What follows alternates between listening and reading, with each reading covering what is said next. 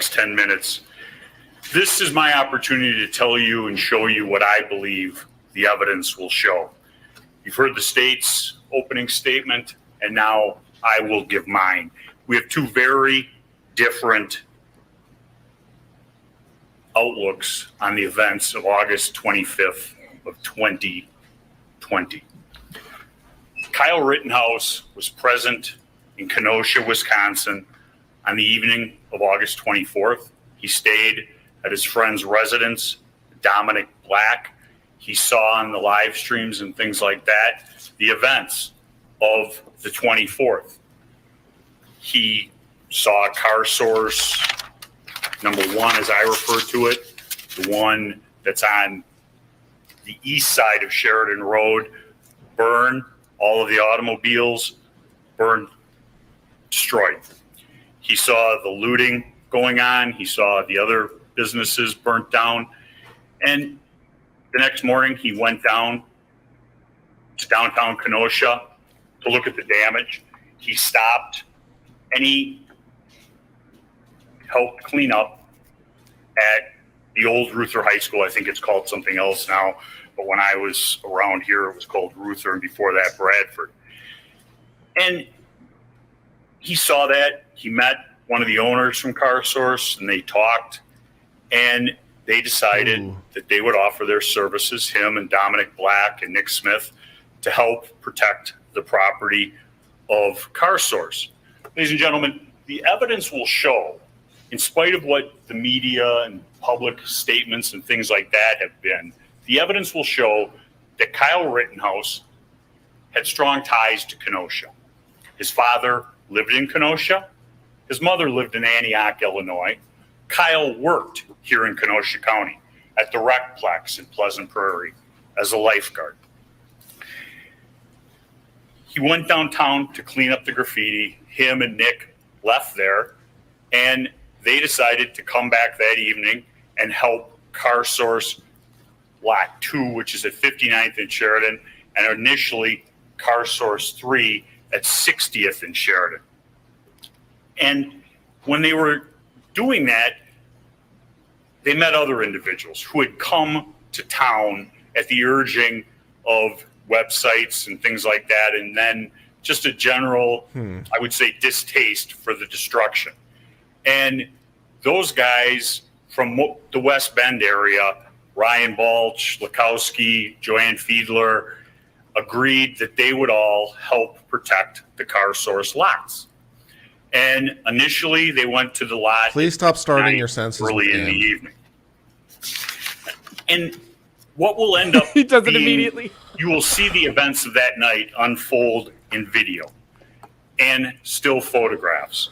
But ultimately, what this case will come down to, it isn't a whodunit, when did it happen, or anything like that. It is, was Kyle Rittenhouse's actions privileged under the law of self-defense? That is, that the defendant believed that there was an actual or imminent unlawful interference with his person. The defendant believed that the amount of force which he used or threatened to use. What happened to the other guy we saw yesterday? He's still at the council table. He was better. The interference, and that his belief was reasonable. You as jurors will end up looking at it from the standpoint of a 17-year-old under the circumstances as they existed on August 25th of 2020. And Mr. Binger makes a big thing out of Kyle Rittenhouse was the only person who shot somebody that evening. True. Mr. Rittenhouse was the only person who was chased by Joseph Rosenbaum that evening. This is Joseph Rosenbaum. And what's important in this photograph, as unbearable as this guy sounds, you got to remember he sounds like a Wisconsin. Throughout the course of trial, and these people all live in Wisconsin. The baggy, lengthy jeans, and there will be a fair amount of testimony, I'm sure, regarding the maroon shirt. He's obviously currently wearing it. Mr. Rosenbaum was at a location, and Mr. Rosenbaum had, along with other individuals, started a dumpster on fire. And when somebody put that dumpster that was very close to a gas station out, Mr. Rosenbaum became enraged. I wish we could see the video. Was that Colin Kaepernick in the video? Does it sound on? I just saw a giant afro.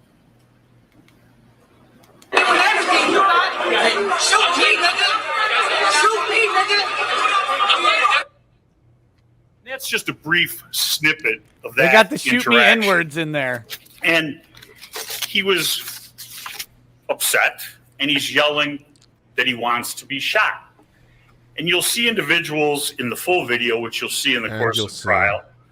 I'm going to start making a note every time he starts holding him back, trying don't have enough to paper. stop him from getting at an individual who is dressed with a baseball cap, an AR rifle, and long pants. Excuse me, short pants, who looks very much like Kyle Rittenhouse. Here's Mr. Rosenbaum during the evening. Him and his friend or associate, Joshua Zeminski, had just come from starting a trailer on fire. He arms himself with a chain and goes up and down Sheridan Road, carrying this rather heavy chain used to tie down equipment. There's 4 minutes left to be at Next 10 is a minutes. still photograph taken from the Ultimate gas station where he was shouting, "Shoot me, shoot me," at a Black Lives rally. Who's that behind him? It. Joshua Zeminski. The evidence will show Demonetization. that Mr. Zeminski, also named as Alec Blaine, and Mr. Rosenbaum are together. He dropped the throughout hard the R. Joshua Zeminski plays a central role in this scenario on August 25th. One, creating chaos and havoc with Mr. Rosenbaum. And two, more importantly, when we finally get to car source number 3, Mr. Zeminski is the individual who fires the first shot that evening behind Kyle Rittenhouse as he's being chased by Mr. Rosenbaum. Here's a picture with 2 circles. Mr. Rosenbaum and Mr. Zeminski starting the trailer on fire on Sheridan Road along with a dumpster. You see the photograph, the second one circled. Testimony will show that that is in fact Mr. Rosenbaum wearing a blue mask, not his shirt over his head, and carrying a bag, which I'm sure there will be much testimony about. Other individuals. Sorry, he's salty as hell. Once again, Mr. Zeminski. In the photograph taken at the Ultimate, this is a still from one of the videos you'll get to see, is Mr. Zeminski armed with the weapon that he ultimately fires at the car source 3. The individual with the red hair is Kelly Zeminski. She has a backpack and there's a circle on her hand with a big, heavy flashlight. As you can see, there was no need that evening for a flashlight other than it being a weapon. Count 2 is an individual by the name of Richard McGinnis. He was a reporter. No need for a flashlight at night? Covering the riots in Kenosha. He had covered the riots in Portland, Minneapolis. And he will tell you what he's called to the witness stand by either the state or myself, that he was dressed like this that night. The black t-shirt with the white back, the helmet on his head. And he had interviewed Kyle Rittenhouse and talked to him. And Mr. Balch and Rittenhouse were going to go out and see if anybody needed medical attention that evening. And Richie McGinnis was going to follow along. He will testify that he goes out with them and eventually they have an interaction with the individual who we refer to as Yellow Pants Man. This is Gaige Grosskreutz, the individual who is the victim, or excuse me, the complaining witness in count 5. I apologize. And in that photograph, you see that he's wearing a backpack and he has his cell phone in his hand as he does throughout the evening, filming. Photograph 10, the next photograph, is the evidence will show Gaige Grosskreutz running down Sheridan Road, and you see his hand going into the back of his waistband, pulling out a firearm to arm himself. The evidence will show, through testimony of an individual by the name of Nathan DeBrune, that yellow dot right up there is where Kyle Rittenhouse is. You mentioned the word victim, which I missed, but apparently. Down Sheridan Road. Mr. Grosskreutz is not in any danger. Kyle Rittenhouse has already told him that he's going to turn himself into the police, yet he arms and continues with the mob to attack. This is a picture of Anthony Huber, the individual who attacks my client as he's laying on the ground after being kicked in the head by Jump Kick Man with his skateboard. He's hit him with the skateboard as he was running down Sheridan Road, and then as he's laying prone on the ground, he comes in for another hit on his head and then grabs Kyle Rittenhouse's firearm to try and take it away from him. I think Jump Kick Man is one of the most brilliant things the defense has done so far. To look at the whole skateboard, the size of that skateboard, the trucks of that skateboard. Ladies and gentlemen, I would love to be able to hold up that skateboard in front of you as evidence today, because then you could see it. You could see the weight and the heft of what a skateboard is. And what that skateboard would do is somebody takes it in their hand and swings down on somebody's shoulder, head, and neck, trying to separate the head from the body, as Mr. Huber did. He's trying to decapitate? Here, Your Honor, this is straying beyond a characterization of the evidence, and it's Mr. Richards' interpretation as an argument. You'll see the photographs. What a fucking dick. You'll see the videos, and ultimately, you'll. Why doesn't he have the skateboard? He said, "I'd love to show it to you." Why don't they have it? Trying to do. The skateboard doesn't exist because Ms. Giddings, his girlfriend, in spite of repeated requests by Detective Howard, refused to produce it. That's what the evidence will show. Warrants, my friend? Mr. Huber at the Ultimate Gas holding back Mr. Yeah, that objection was Rosenbaum, overruled, but who is ultimately rejecting it all was the bullshit to individual me. who lit the fuse that night. Man I refer to as Jump Kick Man or the non-complaining witness. Kyle is laying on the ground after being knocked to the ground by an individual hitting him in the head with a rock, Anthony Huber hitting him with the skateboard, and Jump Kick Man comes in, kicks him square in the face with his black boot. Close-ups of that. And as he's kicking him in the face, Kyle fires 2 shots at that individual. He's not hit. He gets up and he runs away into the night, never to be seen again, never coming forward to identify himself as a victim, complaining witness or otherwise to law enforcement. We looked for him, the evidence will show. The state looked for him, the evidence will show. Those are the big players in this case. But ultimately, what you'll end up having to decide, looking at all the circumstances of that evening, are the events that occurred over really a brief 15-minute period, but more importantly, 3 minutes. The police spread or push people south to approximately 60th. That's something we can agree. There's no line set up to stop Kyle or anybody else going in a southerly direction down Sheridan Road. There's no statement that if you go in that direction, you can't come back if you have business in that direction. Kyle, bring it to the podium. An individual by the name of Ryan Balch, followed by Richard McGinnis. Or maybe you can't. Go down there, Sheridan Road.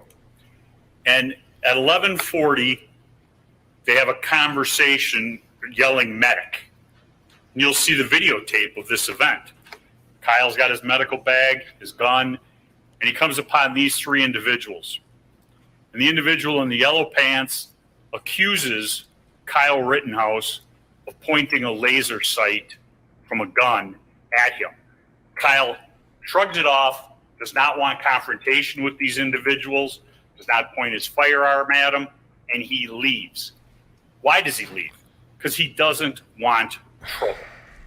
These are the three individuals who are with yellow pants. One individual is carrying a noose. I don't know what that's for. The other individual, the testimony will be from Kyle Rittenhouse and Richie McGinnis. Wait, Kyle's going to testify? And then the blue-shirted individual was carrying a 9mm firearm. Is that what he said? Richard McGinnis will tell you about I'm the marauding nature of these individuals. He was so intimidated by them after Kyle walked away that he had to give up 2 White Claws to him to settle him down and some cigarettes so that he would be What able the fuck are we talking about? Kyle, from there, realizes he's been separated from Mr. Calm down, Balch. have some White Claws. He goes over to the Ultimate gas station looking for Mr. Balch and is unable to find him. What happens next is he attempts to get back to Car Source at 59th and Sheridan Road. We're 4 minutes Kyle from on the 20 right minutes. coming into the frame. But Binger's is about 15 minutes, I think. It was a very different experience living those two speeches.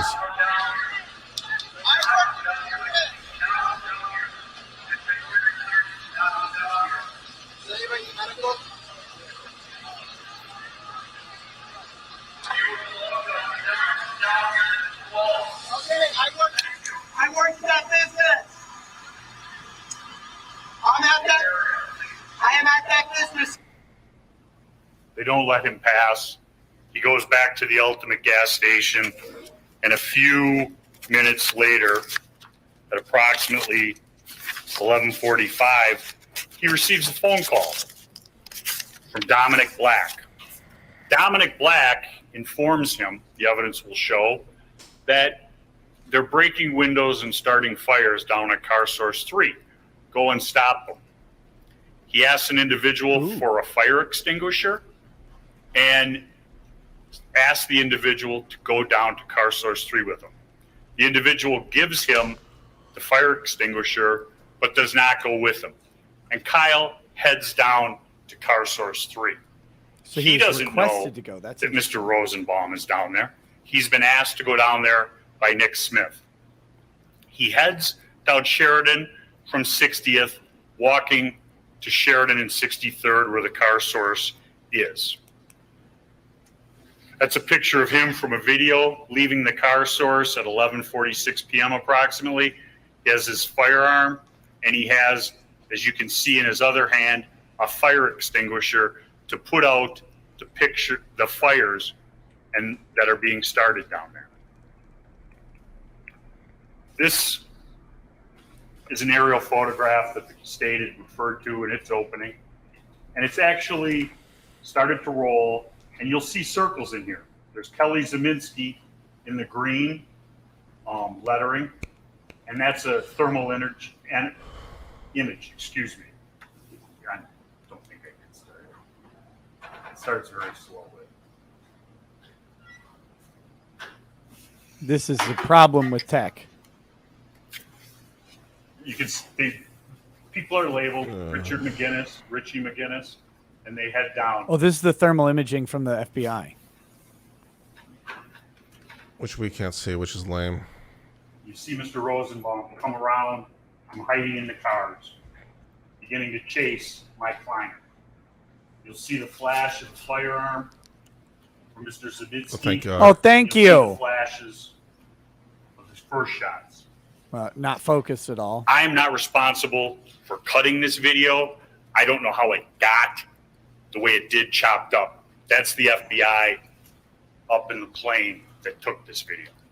But it's very telling. The because FBI you'll see delivered this an edited 100 video? times. I'm not going to go through it again for you in opening. But you'll see it that the individuals are heading down Sheridan Road, and You'll see this. They should have just Mr. objected to this McGinnis video. is now over here. Go Sure and they fight did. right in this location. You'll see Kyle come into this area and pause where Mr. and Mrs. Zeminski are. And you'll see in this car is a fire that started. See Move your head. Move, Binger. Kyle runs in this direction, trying to get away from Mr. Well, I'll look at Rosenbaum. this one instead. Ladies and gentlemen, Kyle Rittenhouse is under no obligation whatsoever to retreat from Mr. Rosenbaum. He does. He runs away from him because he doesn't want a confrontation. He doesn't I can't want see trouble, shit in this still. which makes no sense. Good, because the jury What the can't state either. says about him hunting If that's or their big chasing evidence, that's him down. actually probably great. He's trying to get away from the individual. You'll hear testimony, not just from Kyle Rittenhouse, but Balch, Mr. Balch, about Joseph Rosenbaum I want to take a bet on the probability the Kyle? cameraman shows the jury at some point. and to Ryan Balch in each other's presence. If I get either of you two alone, I'm going to kill you. Flat out threats to murder. When Mr. Rosenbaum is shot in the car source lot 3, there's been a gunshot behind Kyle. He turns to address Mr. Rosenbaum of his firearm. Mr. Rosenbaum is not deterred. He continues to run. You'll see that on numerous videos, closing the distance. Mr. Rosenbaum could have stopped at any time. Mr. Rosenbaum is wearing that maroon shirt on his face as a mask, covering up his identity because he wants to steal my client's firearm and use it against him to carry out the threat he had made earlier. That isn't just the word of Kyle Rittenhouse made up after the fact. You'll hear the testimony of Richie McGinnis, who was close that evening. He was following behind them. You'll see him on the video. He'll testify to you in court. He did not feel endangered. He was doing his job. He will testify that Joseph Rosenbaum let out, as he put it, one of the scariest screams I ever heard, yelling, "Fuck you," and dove for Kyle Rittenhouse's gun. Kyle Rittenhouse fires. He fires 4 shots at Joseph Rosenbaum. The state wishes to slow everything down into a microsecond. Those 4 Weird shots, phrasing. the evidence will show, took 0.76 of a second, 76 hundredths of a second from first shot to last shot. Those measurements will be put forth by Dr. John Black, who's a certified video examiner. He breaks every frame down. He knows how much each frame takes. Mm-hmm. He counts the frames, and he comes up with that time.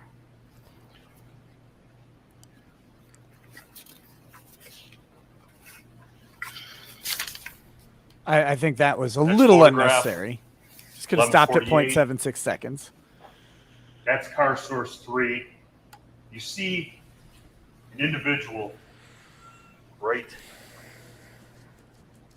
here with his hand in the air. The evidence will show that's Mr. Zeminski. This is Mr. Rosenbaum in full stride running after Kyle Rittenhouse. This is a still from a video. And you'll see a lot of videos leading up to this. You'll see a video, I believe it's from Corey Elijah, where he's confronted by Mr. Rosenbaum.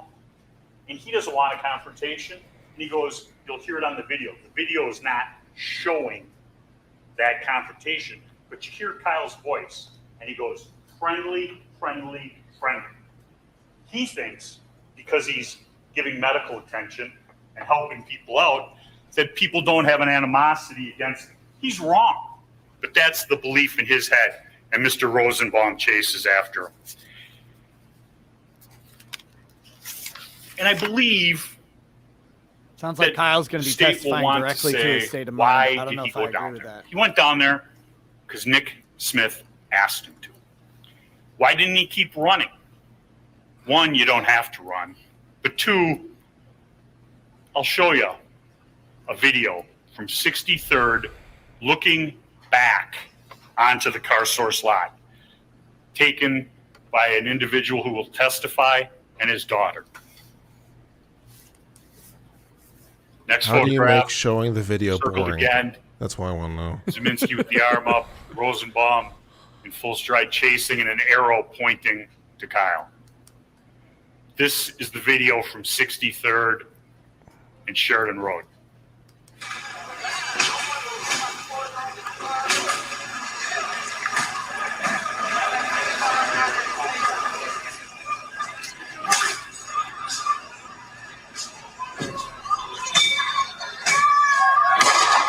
Oh shit. They shooting. Oh shit. Oh my god. I am.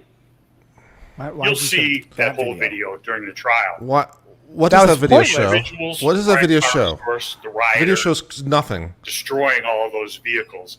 And as Kyle was running from Mr. Rosenbaum, he did not want to run Maybe we into weren't those paying attention to rioters them who were bashing windows or something. destroying all of that property that did not belong. Should have highlighted But that even if before people in the showing crowd video. The were, first gunshot, the evidence will show Mr. Zeminski. You hear 4 shots in quick succession. The evidence will show that is Kyle firing at Mr. Rosenbaum as he's trying to take Kyle's weapon from him to use against him. You hear 3 more shots in quick succession. I don't think the government will have any dispute. I don't think the evidence will dispute. Those 3 shots are from another person who's in the car source lot firing for some reason. He was never identified, never arrested. This will show Kyle running back to the scene of the shooting. It will show, I think the evidence will show, why Kyle Rittenhouse didn't stay and render aid for Mr. Rosenbaum. Not that he's under any obligation to do that, but sometimes discretion is the better part of valor. He fucking shot him!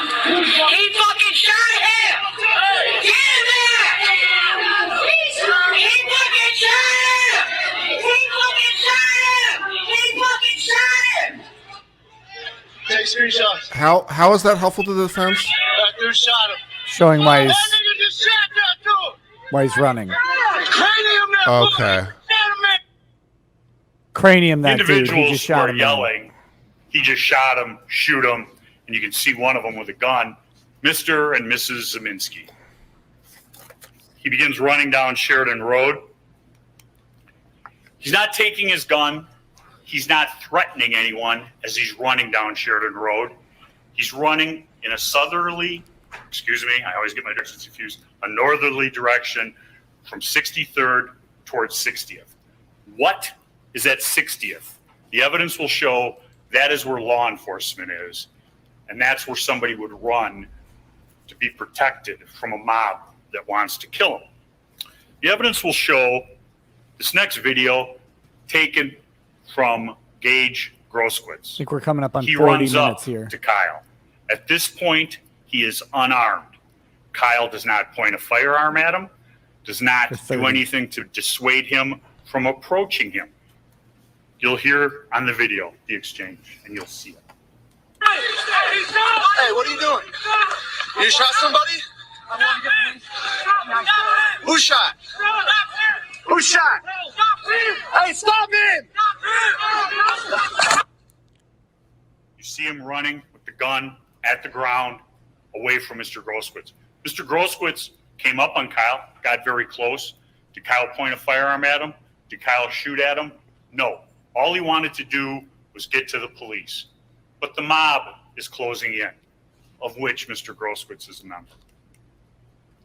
The first individual runs up behind Kyle and hits him in the head with his hand or a hand with a rock in it. This yellow circle shows Kyle being knocked a bit askew more importantly, his hat being knocked off. He's run all this distance, his hat stayed on his head. The government doesn't want anyone to think that he's being attacked or hit. This still photograph shows that his hat is being knocked off. That's the first blow to Mr. Rittenhouse. He continues to run. The testimony will show that these individuals are running up on him. What's important in this photograph, the evidence will show, is on the left, the testimony will be that Mr. Huber is picking up his skateboard. Why is his skateboard on the ground? Because he has taken his skateboard and swung it at Kyle Rittenhouse's head for the first time, hitting him in the head. And you can see in the blue circle, Kyle Rittenhouse beginning to fall down. The two red marks are one, the individual who struck him first, and Jump Kick Man closing in. Kyle goes to the ground. This is a still photo from a video you'll see. What's important here, the evidence will show, is an individual. Kyle's on the ground within 2 feet. Kyle points the firearm at him, does not fire. The individual backs up. He's no longer a threat. Kyle does not discharge his firearm. The next picture. The unidentified complaining witness, Jump Kick Man, kicking Kyle in the face. Behind Jump Kick Man is Who jump Huber. kicks with their hands in their Now he's crotch picked like up that? his It's very skateboard. weird. This is a photograph from a different angle, a different individual. And you see him running in Kyle's direction. There's the boot right before contact. Those are the boots that struck Kyle Rittenhouse in the face. Here is the photograph. Mr. Huber's bare hand on the skateboard, holding the trucks, bringing it into contact with the back of Kyle Rittenhouse's Don't head. call them trucks. Jump Kick Man still has not even gotten completely on the ground. And where is Mr. Huber's hand? And it's important here, ladies and gentlemen, it's a bare hand grabbing his gun. The state will produce evidence, I believe, that there's no DNA on the gun. He must not have touched it. Ladies and gentlemen, there's video photographic evidence of him touching the gun. Next, the bare hand pulling the gun towards him. Oh, Jump damn, Kick that's Man a good getting angle. up to run away. You can see a close-up, the bare hand on the gun. Kyle Rittenhouse flat on his back in the most vulnerable position one can be in. There, the strap is pulled tight. That's about as Mr. self-defensey Huber's as you trying to can pull get, the in all gun away honesty. from Kyle Rittenhouse as he's laying flat on his back. Kyle's afraid he's going to be disarmed and shot with his own weapon. The evidence will show he fires one shot, striking Mr. Huber. In this photograph, just entering from the right, the evidence will show is Gaige Grosskreutz. One hand, a phone, one hand, a firearm. Here's Gaige Grosskreutz with his hands up. Kyle Rittenhouse does not fire. Look at the distance between them. Huber's skateboard has not even hit the ground yet. That's how fast all these things occur. Mr. Grosskreutz does not stay in that position or back up. He moves in on Kyle, getting closer, pointing the gun almost directly at his head. As the state said, he's like this, but look at where the gun is going. The gun is in the circle. It hasn't got directly to pointing at Kyle's head, but it's going there. Kyle fires once, hitting him. Another individual approaches after Gaige Grosskreutz has been shot, puts his hands up. Kyle Rittenhouse does nothing. In that events, in event number 2, the whole event from first shot with Mr. Jump Kick Man coming in and getting the 2 shots to the time Gaige Grosskreutz is shot in the arm is about 5 seconds. You'll have exact times of those shots, how fast it occurs. And after the shooting that evening, Mr. Grosskreutz was interviewed. Ooh. He told law enforcement his story of that evening. Is he going to say what he said? One interesting detail he forgot to mention was that he was armed when he got shot. He told the police that he had lost his gun as he was running down Sheridan Avenue. He didn't know that there were people out there like him videotaping and photographing everything. He had a gun in his hand, and that's why he shot. His statement says that the reason he went into the fray was because he had to stop Anthony Huber from beating Kyle with the skateboard. At 11:51, Really? Kyle has gotten up. There are individuals around Why is that a defense? in that area who've come at him. He's pointed his firearm, backed them off, and he continues in a northerly direction down Sheridan Road to 60th.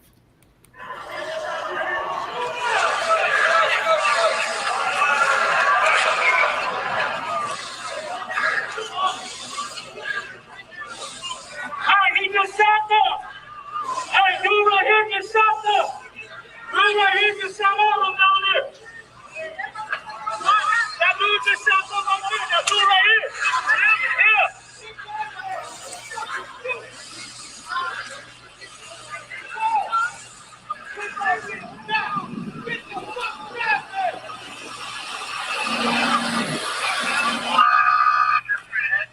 Someone injured straight ahead?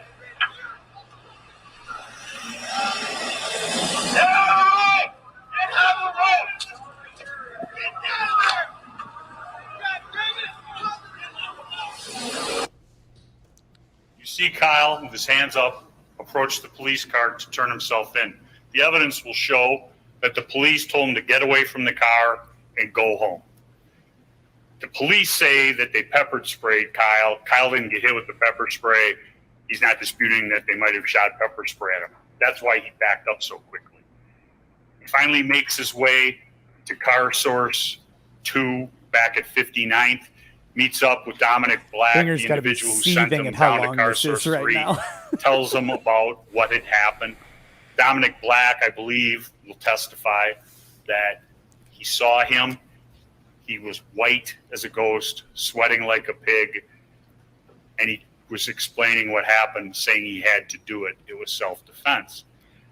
They talk about going home to Antioch. Dominic Black takes him home. They leave about 10 to 12, and at 1:20, Kyle Rittenhouse and his mother are walking into the Antioch Police Department, turning themselves in to the police, which is what he wanted to do here in Kenosha. But the way Kenosha was that night, with the police department surrounded by fence and things like that, he couldn't. He turned himself into law enforcement. He said from that day what he did. He's made no bones about that. He acted in self-defense, ladies and gentlemen. The evidence will show that his actions on August 25th of 2020 were reasonable under the circumstances as they existed that night, being attacked by Mr. Rosenbaum. The evidence will show, and the law is clear, he didn't endanger those other individuals. The government can refer to him all they wish as an active shooter. The only person he had shot was Joseph Rosenbaum, who had made threats to kill, had made numerous statements about ripping people's hearts out. He wasn't afraid to go back to jail. And Nathan DeBroom will testify to some of the actions of Mr. Rosenbaum that night. And he'll testify, and it was one of the more telling statements, I thought, in a statement. He just got the back to If there was jail in trouble that night, Joseph Rosenbaum was there. And that's ultimately who visited himself upon Kyle Rittenhouse. The evidence will show he thought probably that he could get that gun from Kyle Rittenhouse. He was wrong. Kyle Rittenhouse protected himself, protected his firearm so it couldn't be taken, used against him or other people from Mr. Rosenbaum who'd made threats to kill. And the other individuals who didn't see that shooting attacked him in the street like an animal. Ladies and gentlemen, that's what the evidence will show. Thank you. Whew. Okay. So since I went first last time, why don't you go first this time? Way too long. Way too long. It took him almost 20 minutes to get to the meat of his opening statement. What he should do is he should go back and reconsider and edit out that first 20 minutes, because his last 20 minutes was pretty good because of some of the photos and the video and his statements. I think this is the risk with using tech in making these opening statements. It becomes a crutch, and you can use it way too long, way too much. You can include stuff that isn't really useful. One of the videos is supposed to show us that these people are breaking windows. You can't tell it. And he says afterwards, oh, that's what it showed. These are breaking windows. It's like, well, but I didn't see that when I watched the video. You told me after that's what I was supposed to see. That stuff was a mess.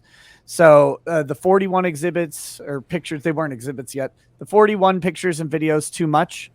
But the some of his stuff about Rosenbaum was great. So his stuff about Huber and Gaige Grosskreutz statement that he was there to stop Huber from hurting Kyle Rittenhouse, fantastic. Be very interesting to see how that pans out as it's introduced. He managed to get the Rosenbaum not wanting to go back to jail, or being okay with going back to jail, getting in there. Like, he got that in, which will be an interesting, perhaps, segue into getting ultimately the reasons that Rosenbaum would have been at jail or at the mental hospital into the case in general. So the thing I said on Twitter was this: the prosecution had a better opening statement. I don't know how you could watch those two and say that the prosecution didn't. He just did a better job. It was more concise. It was easier to follow. But the defense has a better case, and they laid that case out really well in this opening statement, even if it took forever to do. So we'll see how that goes. But I think on opening statement judgment alone, prosecution's was better by far. What did you think? Yeah, so I'll just preface this by saying because there was some speculation in the chat about my personal knowledge of the case.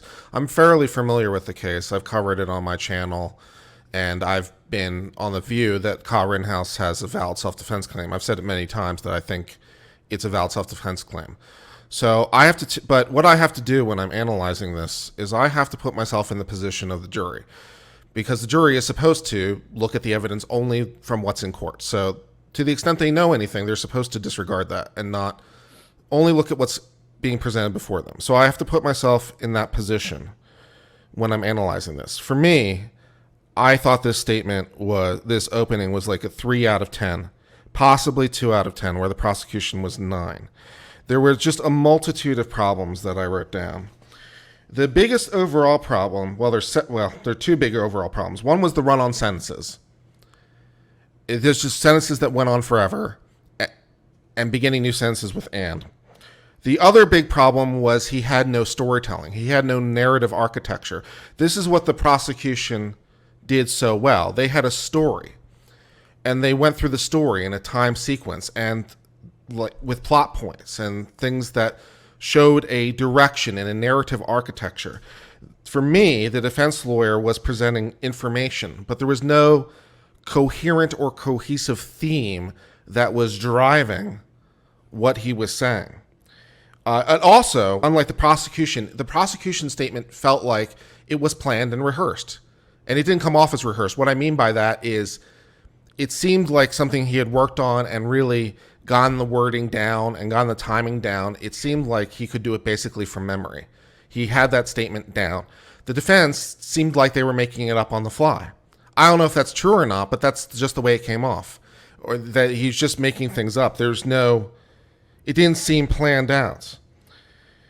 There is also this point from a technical aspect of the law where the chat has pointed out that he used the word victim, apparently more than once. So this is what shifted from a 3 out of 10 opening to a 2 out of 10 opening, because I didn't catch it anytime he said it. So I'll take the chat's word for it.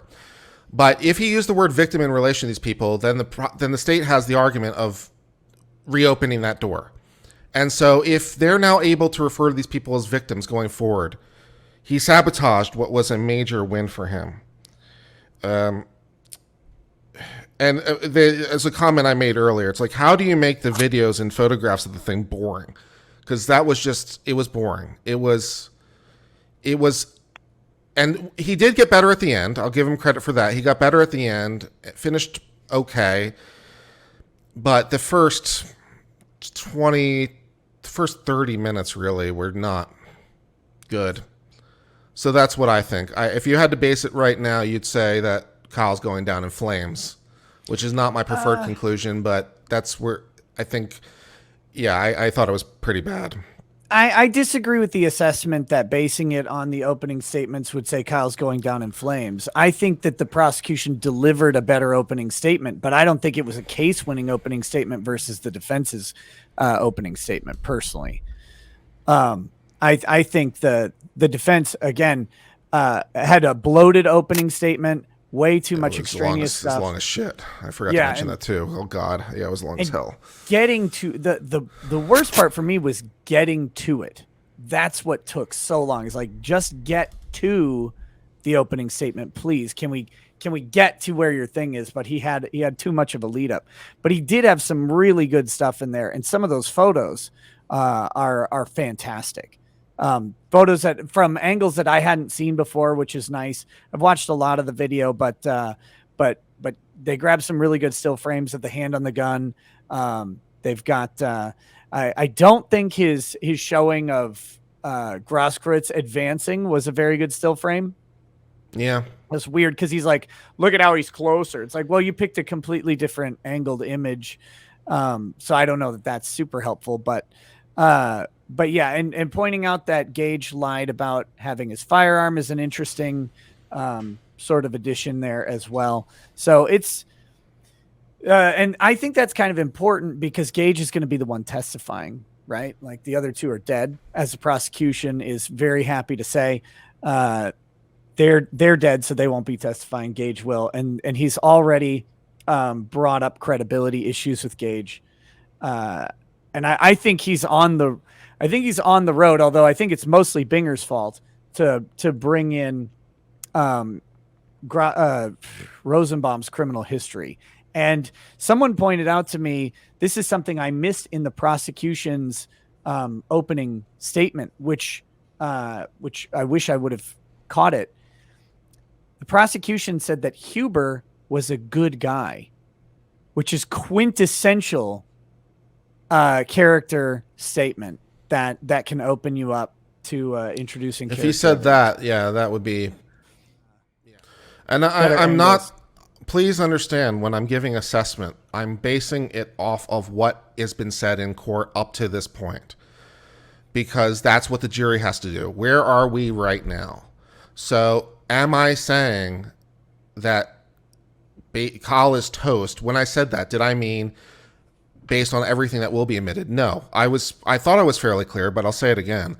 I was basing it based on what we know up to this point, because the jury at least is supposed to conceptually block everything out of their mind except what's been offered in court. So all the jury knows is the opening statements up to this point. So based on that, how would you rate it? And I was like, well, based on that, Kyle's toast, which was my assessment, although Nick disagrees. He thought it was stronger, which is a valid disagreement of opinion. No, I didn't think the opening statement was stronger. I just think the case overall is stronger. So I wasn't speaking to the case overall. I was speaking to what we know so far. Right. So when the witnesses testify, and maybe if this guy's going to be doing the case principally, maybe he's a lot better at questioning than he is at opening statements. I mean, different lawyers have different strengths. So as the evidence gets revealed and as the witnesses testify, the case hopefully for Rittenhouse will be a lot stronger, because I continue to think, based on all the knowledge we have, that Rittenhouse is not guilty. So hopefully that will become manifest throughout the trial. And hopefully someone else closes, would be my thought. But the opening alone is not working great. So pour out another bag of bow, more of that Freud. Spirits flow as the ones who get unemployed. So pour out a glass for the tea, post on Twitter as we hear Lost Blaming tonight. From the white shores of Nan to the hills of Glenlivet, there's no one who explains the thought better than Nick. So pour out a glass for the ones who have passed to make the law what we have now.